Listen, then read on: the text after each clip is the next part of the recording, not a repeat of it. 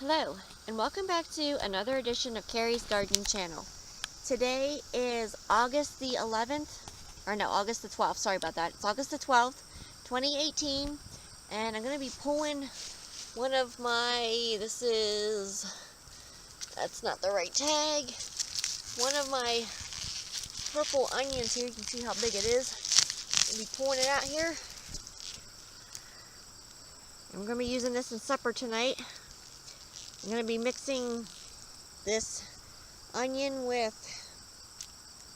green beans, mushrooms, eggplant, possibly some cabbage, haven't decided yet.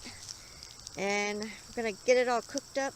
We're going to put some tomatoes in that were done up earlier today. They had the skins taken off of them and they were cut up. We're going to be putting some tomatoes in with that. And we're going to be throwing a little cooking sherry in at the very end to give a little bit more flavor. So,